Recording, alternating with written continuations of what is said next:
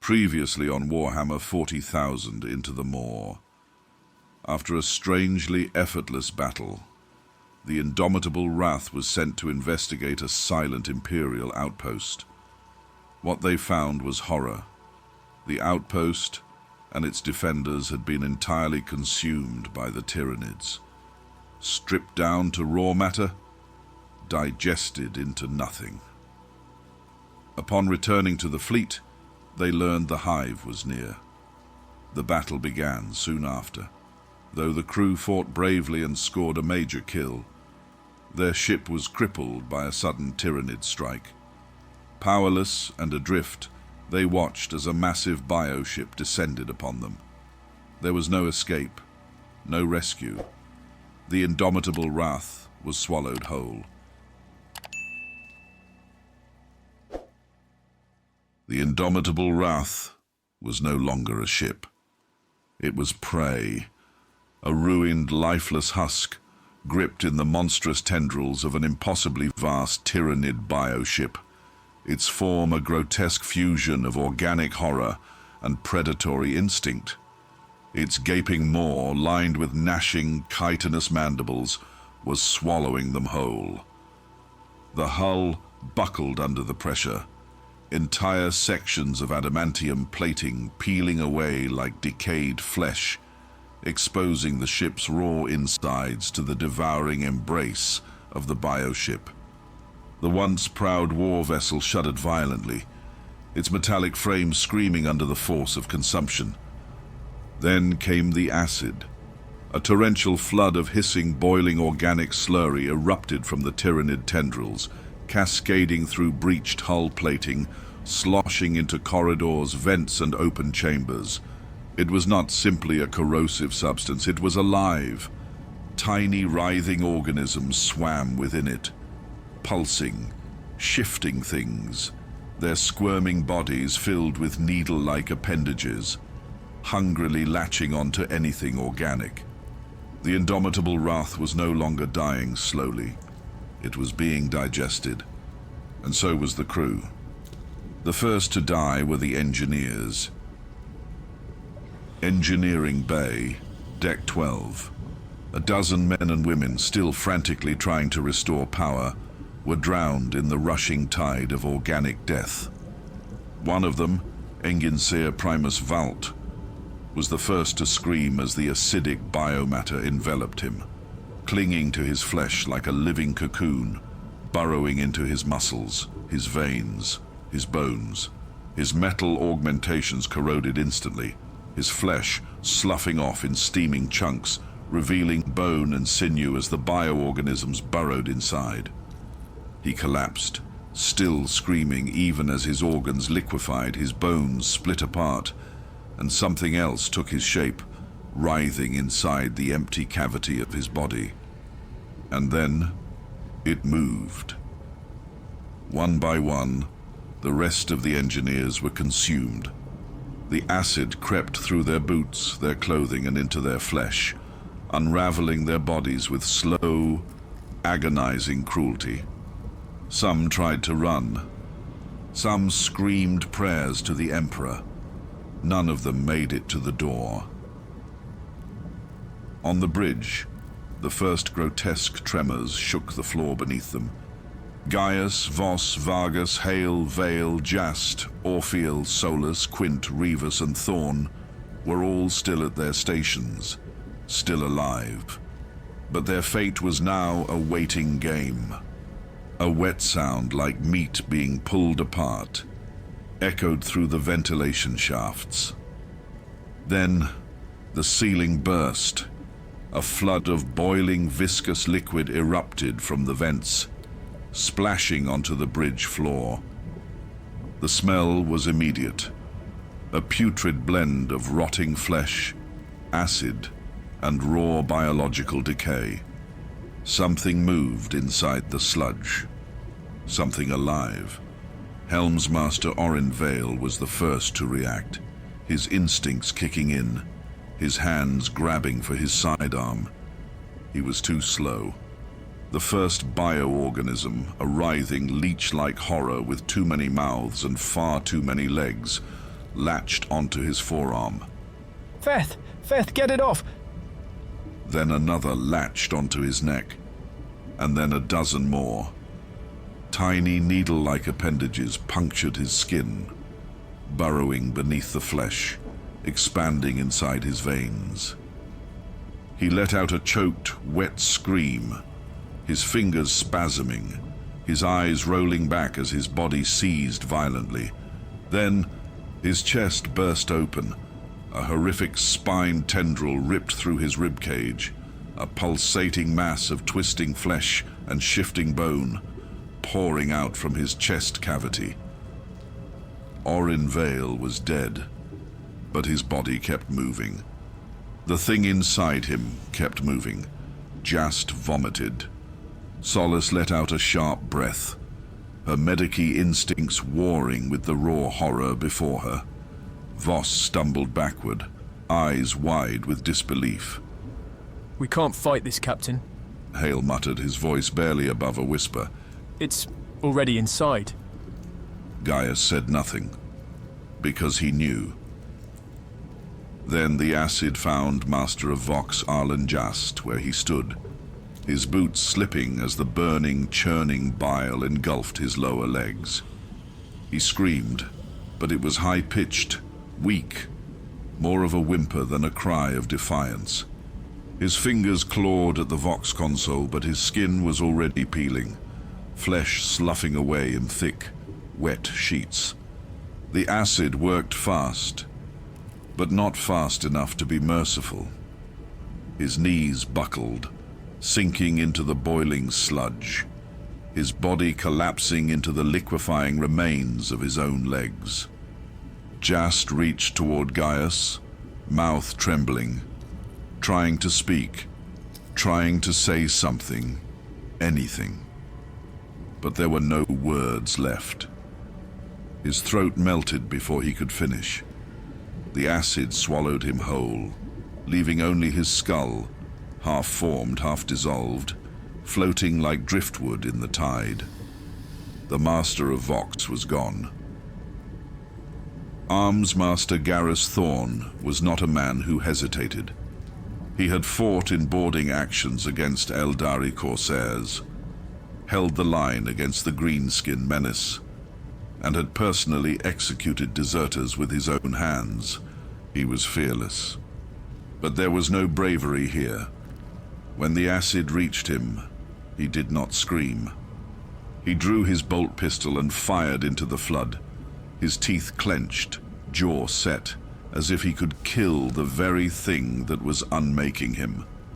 The bolts detonated uselessly within the bile, splashes of acid bursting into the air, licking against his exposed skin. His flesh blackened instantly, bubbling, curling backward like burned parchment, the bone beneath cracking, splitting open, leaking steaming marrow. The muscle along his forearm detached, peeling away as if a butcher were stripping meat from bone. He did not collapse, not yet. He simply watched himself unravel, his bolt pistol trembling in what was left of his grip. And then, his ribs burst open. A Tyranid feeder organism, a horrific eel-like mass of writhing tendrils and insectile pincers, erupted from his split torso, shoving itself into the remains of his organs, pulling at what was left of his spine, using his body like a shell. And for one last horrifying moment he was still alive. His head twitched, his lips moved, but his eyes were already gone, melted away into a slurry of tissue and bone matter. Then, with a sickening snap, his spine gave way, and he was no more. Master of August Tyrus Hale did not move. He simply watched the data scrolls on his auger display, his mind processing what was happening even as his own death crawled toward him. His fingers hovered over the runes, adjusting scans, as if trying to document his own destruction. He turned to Gaius, his voice eerily calm, as if he were having small talk with his captain, clinging to a sense of normalcy. Captain, he said softly. did you know, Mix, the Tyranids have no warp signature? Gaius could say nothing. Hale blinked slowly as acidic mist began eating into his skin, turning his face into a raw red ruin of dissolving tissue. I heard rumors they don't belong in this galaxy. Hale murmured. I think they came from somewhere where... His jaw disintegrated mid-sentence. His eyes ran like melted wax down his cheeks. He collapsed, his body folding inward, his bones dissolving into the Tyranid soup. Hale was gone, and the universe, indifferent and vast, had already forgotten him. The bulkheads groaned, the walls splitting open as more acidic bile began to pour in from the ruptured hull. Gaius turned toward Revis 9, the only one who had not moved, the tech priest's mechanical form utterly still as he studied the horrors unfolding around him. Revis, Gaius snapped. can we... The tech priest's skull twitched unnaturally. For the first time, his mechanized voice trembled. There is no solution. Gaius's breath hitched. Repeat that. He ordered. Revis 9's optic lenses flickered, his flesh-metal fingers twitching. No solution. Then, his body seized. Gaius watched in stunned horror as Revis 9 shuddered violently, his mechanical limbs spasming.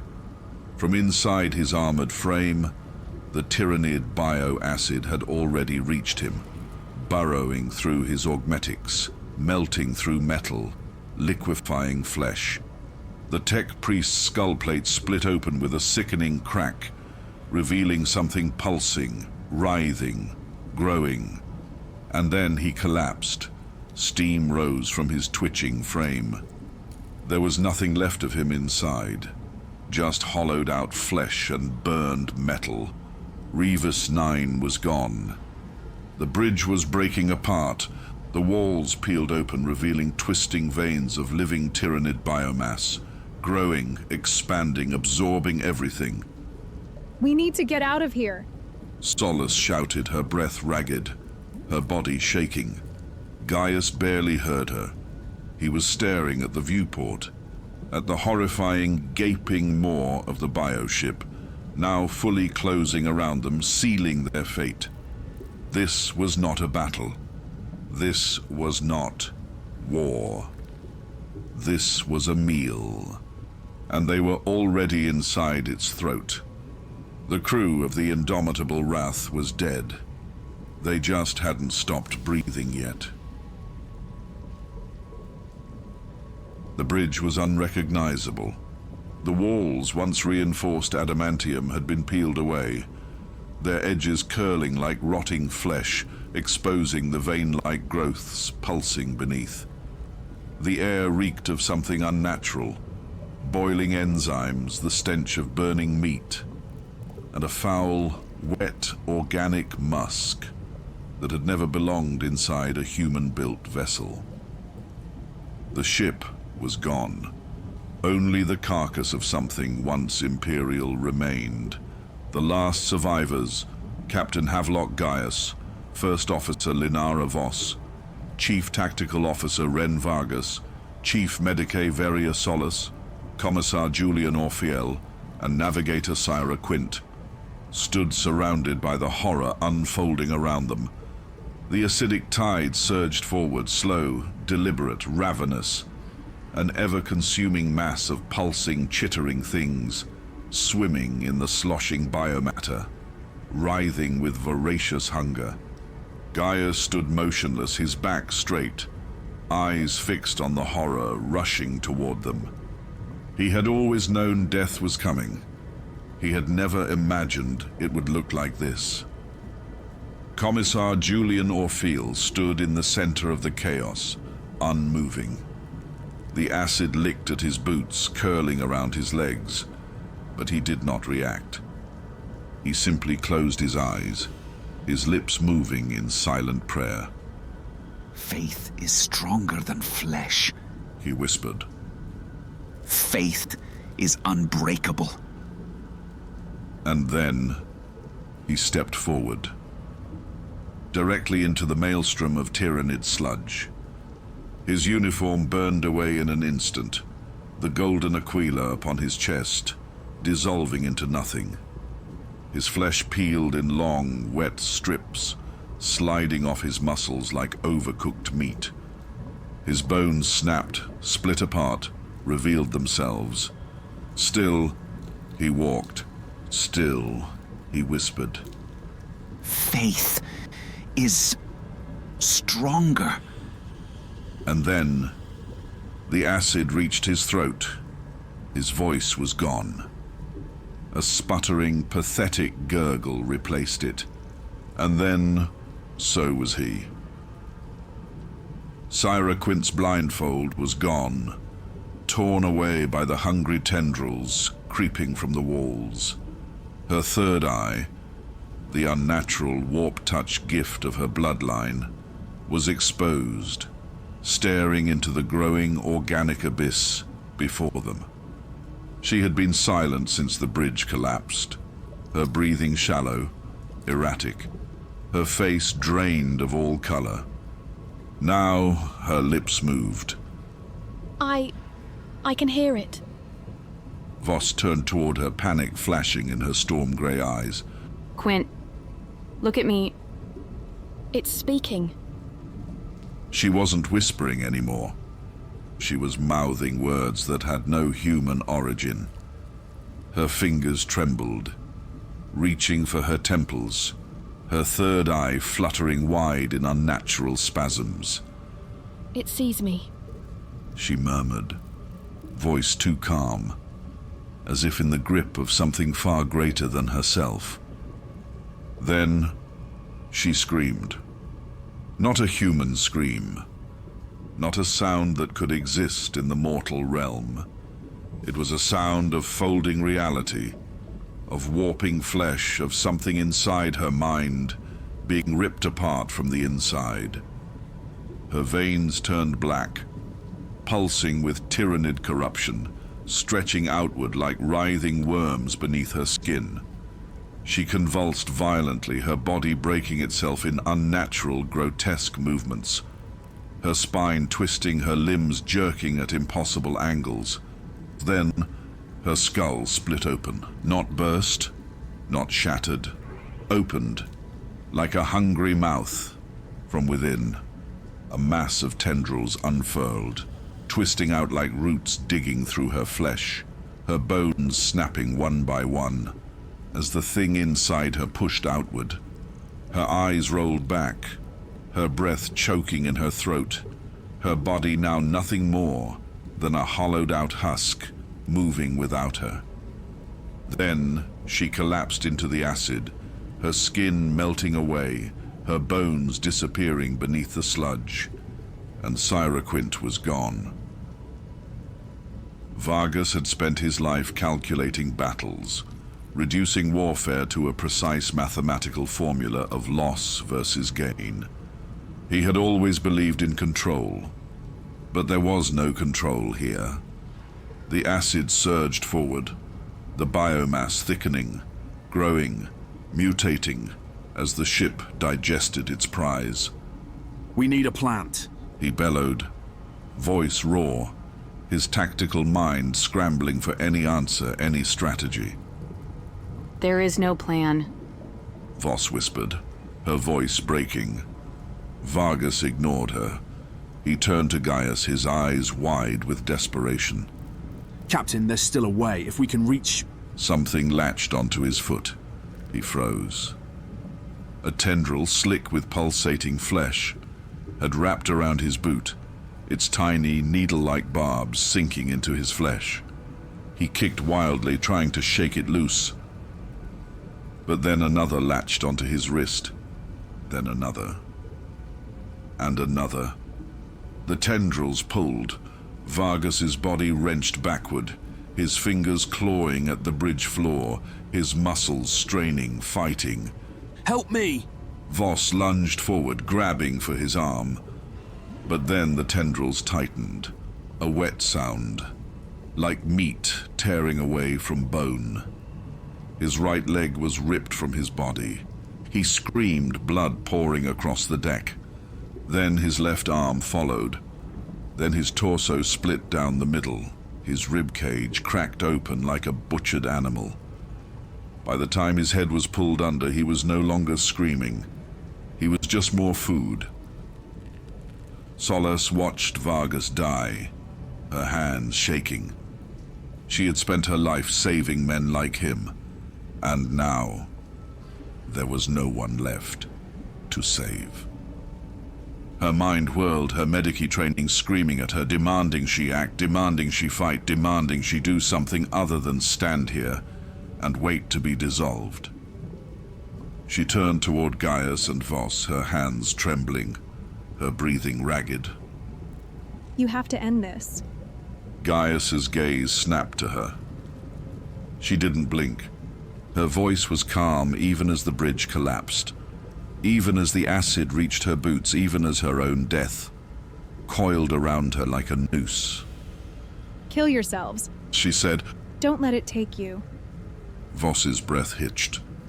Solace reached into her medici pouch, pulled out a syringe filled with something clear, something final. Fast. She whispered. Painless. Then she turned the needle to herself. Gaius watched her do it. He didn't stop her.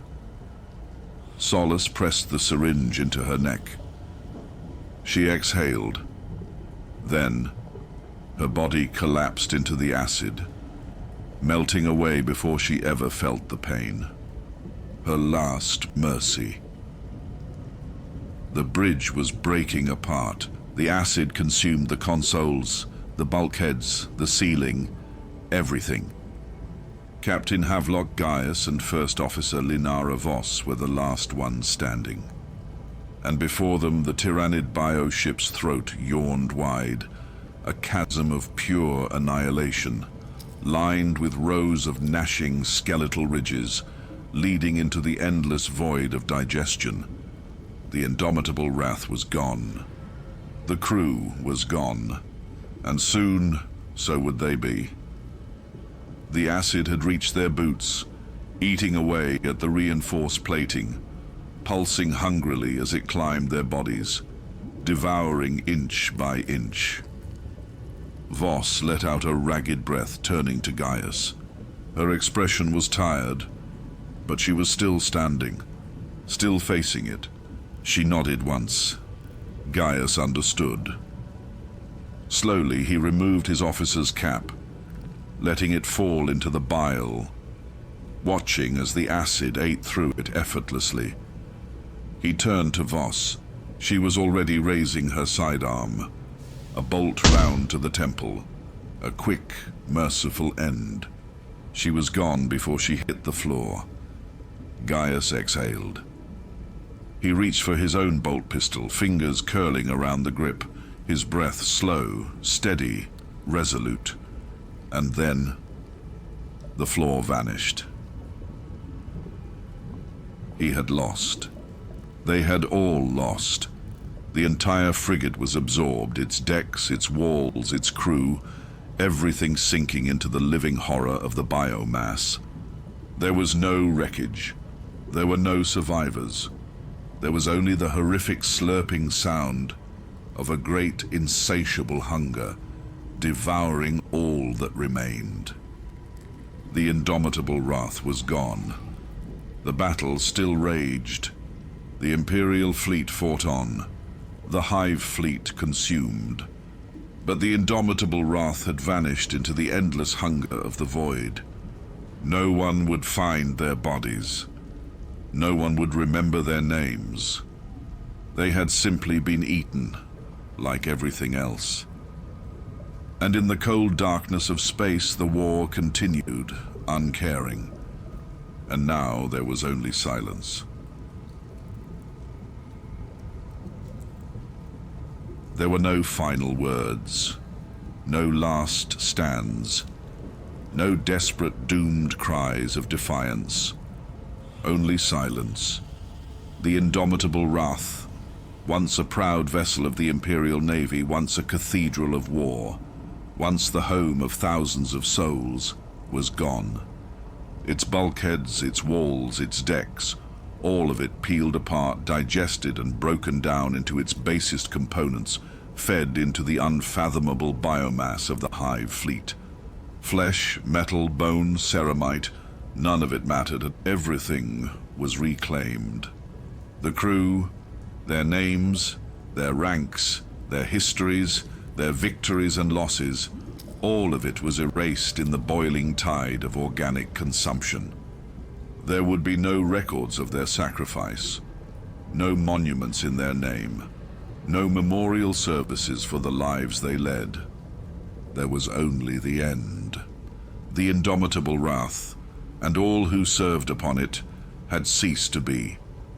The Emperor's light did not reach them here, and in the great endless hunger of the Tyranids, they were nothing more than nutrients for the next conquest. On the Imperial battle fleet's auger displays, the rune representing the Indomitable Wrath blinked once. Then it was gone. No explosion, no final distress call, just silence. The officers watching the tactical displays did not mourn. There was no time for mourning. Other ships were still burning. The Tyranid Hive fleet was still coming. The void was filled with ruin, with gunfire, with warships bursting apart as the Imperium fought, screamed and died in its unending battle against the hunger that had no name, no face, no soul. There were no victories here, only delays. Somewhere, beyond the ruined husk of the battle fleet, the planet Vandium Prime still stood. Its hive cities, its millions of souls, its vast industrial foundries, all of it waiting to see whether salvation or annihilation would come first. Somewhere, across the war-torn void, Imperial warships still fought, still fired their weapons, still bled in the darkness, their crews screaming into the cold abyss as the swarm enveloped them one by one. Somewhere, in the depths of the Tyranid fleet, the digestive chambers pulsed with fresh material, their walls coated in the biological remnants of 100 destroyed ships, 1,000 consumed crews, all of them reduced to pale, unrecognizable slurry. The Tyranids do not celebrate their victories. They do not leave remnants of the lives they consume. There is no glory in this war, no honor, no great memorials for those who died screaming in the black. There is only hunger, and the Hive fleet moves forward, unstoppable, unrelenting. The fate of Vandium Prime, the battle fleet, and the millions of Imperial citizens waiting beneath the ashen skies, none of it matters to the Tyranids. They will take what they can, and then they will move on. Because this is what they do. Because this is all they are. The battle is not over, but we will never see it. Because our story has ended. Because there is no one left to tell it. Because in the cold vastness of the void, nothing remains. And the Hive fleet devours, and the galaxy dies piece by piece, and no one will ever remember the Indomitable Wrath. No one will ever know their names. No one will ever speak of them again. They are gone. They are nothing. The Tyranids remain, and they are still hungry.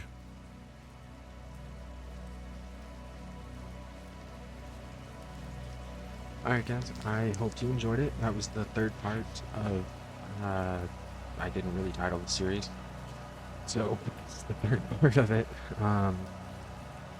I really do hope you guys enjoyed all 3 parts. I'll post a final video after this one of all 3 parts put together in one with no commentary or anything. Please like, comment, subscribe, all the stuff. and stay tuned. I already have a Dreadnought story that's written and pretty much edited and good to go. So I'm trying to release everything, or I'm trying to release things every 4 days. And it's going to be broken up into parts, and then at the end of the final part, there's the final audiobook with the whole story and everything. A few things to say, but if you don't want to hear that, this is the end of it. Thank you so much. Talk to you soon. I'll talk to you soon.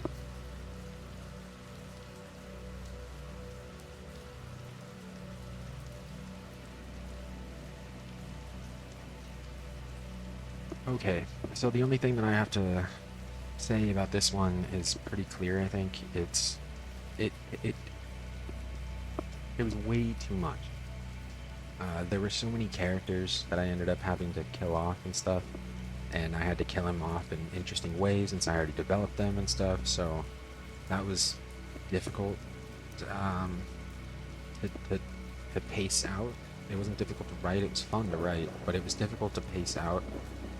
And because it hits you all one after the other, after the other, after the other. And I think that breaking them into parts helped a little bit, at least with this last part, because if I released the full audiobook, which is like an hour and a half long, the last 30 minutes of the audiobook would be nothing but this. It would be just all the characters, dying one by one by one. And I think that that's bearable, to like listen to in like a part, right? But I don't think it's very bearable to listen to all the way through. I didn't really realize how much it was, how much I did, until listening to it when it was already completed. So I didn't go back and edit it, right? Because it costs money to do all the edits and stuff. But yeah, that's the only thing that I really have to say.